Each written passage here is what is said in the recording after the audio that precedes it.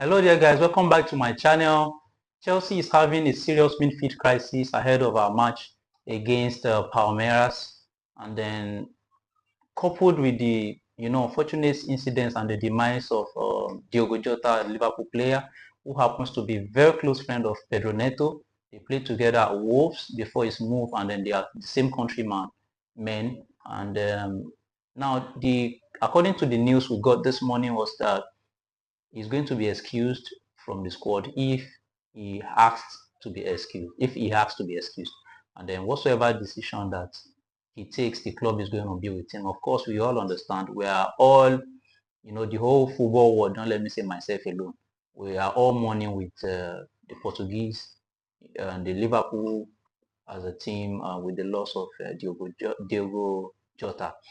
Now, he might not be playing. Now, given the current situation now regarding this unfortunate incident, the player might, want to be professional and say, okay, because, and if he wants to look at the level and the position we are currently, he might want to play. But I'm not sure if his, output will be very perfect like he used to. And then if you look at Pedro Neto, Pedro Neto is one of the best attacker currently as in this Club World Cup as this tournament is concerned. It's one of the best. I think it's one of it was listed with the starting 11 for the round of 16 that was played. I think he's one of the players alongside Kopama. Even surprised to see Kopama, but of course he's beginning to come up a little, and that's what we're expecting from him actually. So now, with Neto in doubt, with Caicedo out, now it has also been confirmed by Enzo Maresca that Roméo Lavia is having minor muscle problem. Now we have Caicedo out, we have Lavia out, and if you watch my previous video, I was so confident that we are going to, win the match, because now even with Caicedo out, we still have players that can do the job. Lavia is a very good defensive midfielder also. Let's forget about his passes and everything. His ball control is sensational. His passes are very, very good. You understand? But he has also proven over time to be unreliable. For the first time since Caicedo have been playing for Chelsea, he's not injured though, but he's out in an important fixture, in an important match. He's out. Now, we are supposed to be able to rely on Roméo Lavia, but now he's also injured.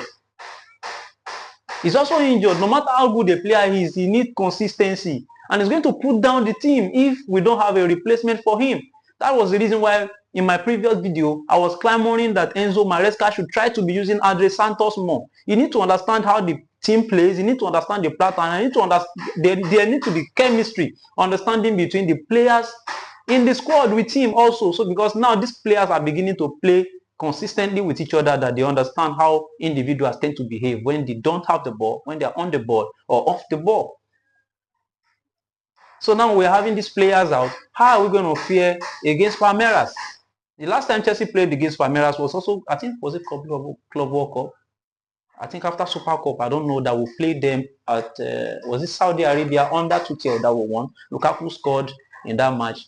Havertz started the scoring, Lukaku scored winning goal. I don't know how, something, but two of them scored in that match. That was the last time, and it was frightful. Like, it was so competitive, highly competitive against Palmeiras. So I'm not expecting them to. We have a bad experience of playing one Brazilian team already, which is Flamengo. We don't want to have another. We don't want to have another. And then Chelsea should also look into the issue of Roméo Lavia. Of course, now we now have Andrey Santos back in the squad. We have Essugo back in the squad. We should be relying more on these players. We should be relying just like we did with James. James was out injured for so long and so having a abysmal time in Chelsea. Everybody was having a bad time because there was no leader in the team until Gusto decided to step up. And then since Gusto stepped up, we have little or no issues at that wing. We don't. So now looking at this match in itself, I will, go straight with, what's the name? Robert Sanchez in goal. Unchanged. There's no trial and error again. Rhys James, please, Enzo Maresca, no matter what you do, don't try anything now. Don't try anything. There's nothing to expect now. You lose, you are out. Please start James where you are supposed to start him. This is one of the major problems that I'm scared of in the starting 11. No matter what you do, who you change, I don't even care. Even if you like, start anybody between Essugo or Andrey Santos in the midfield. For like, bring another player to play. But make sure that James remains there. James, because you cannot lose two positions of strength. Playing a player who is not going to be there, of course, is already a miss. And then now using a versatile player who plays his wing perfectly, is the perfect player to play that position in the world currently. Moving him to another wing is too miss for us. So please use James there. I am going with Tosin Adarabioyo and I'm going with Cowell. You understand? Badiashile is out. So I feel like the back line should remain the same. Cucurella starting where he plays. He has no replacement, actually. So I go with James, Cowell, Tosin, and then Cucurella. Or if at all, you can use, if he wants to use, what's the name? Our Jesus boy. Use him, please.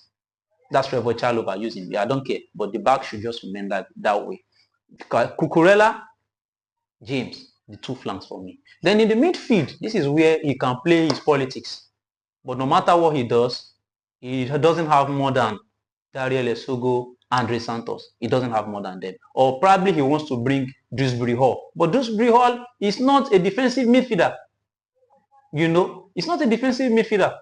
Now we have Enzo there. So we just need one out of Andrey Santos and Dariel Essugo. Me, I go for Andrey Santos.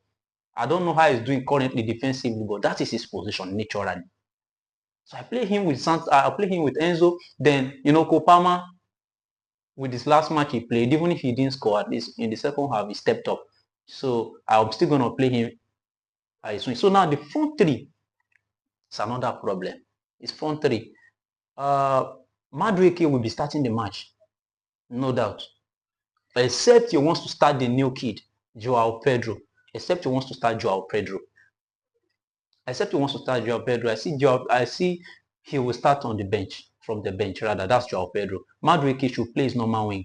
The right side, I think maybe Kopama can play there.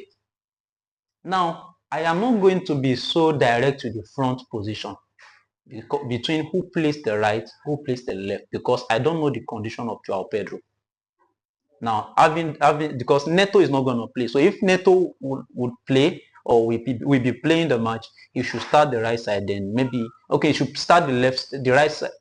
Neto should start the left rather. Then Madueke should start in his position. That's the right wing forward.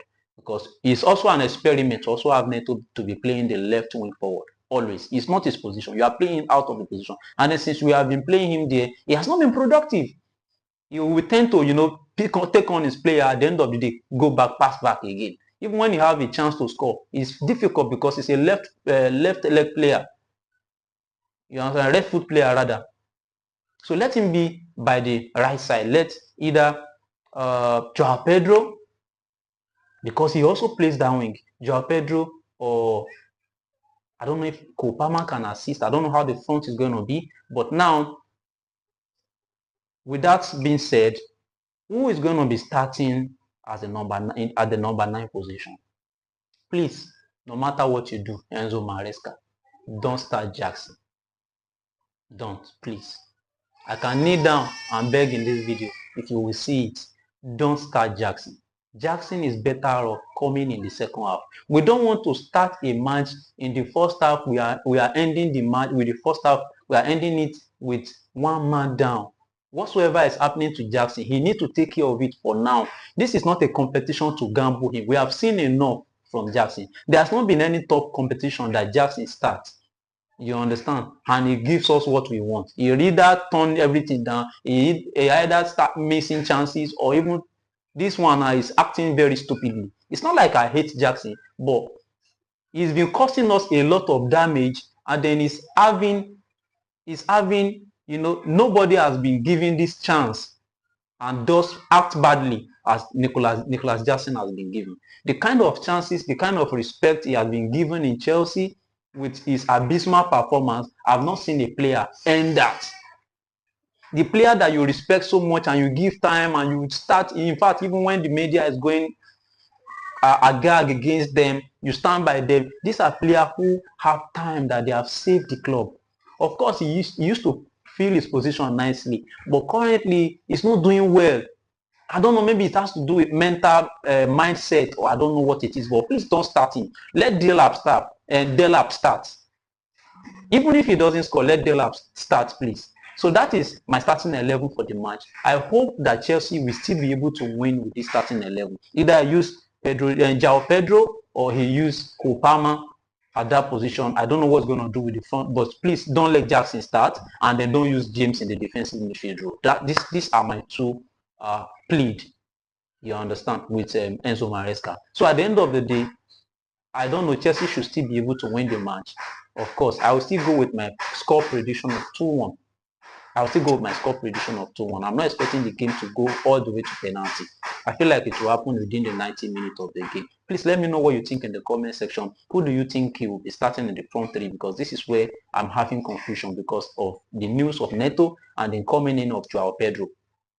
So let me know what you think in the comment section. If you are okay with the way I analyzed it, and then let me know what you think about who's going to be starting or not. Now, kindly please, it will not be good if you watch this video up to the end and you couldn't either like or subscribe. You understand? So that you encourage us to be doing more. Please kindly like and subscribe, and switch on your notification bell so that when our subsequent video drops, you get notified. And then we'll also be doing watch along. So that watch along is you'll be watching, as we are watching the match, I'll be making reactions and everything. And if anything you also seeing in the match, we'll be chatting it in the comment section. That is the watch along. So I'm going to be doing watch along by 2 a.m. also. So kindly stay and then enjoy the match with me, and then do have a very lovely day.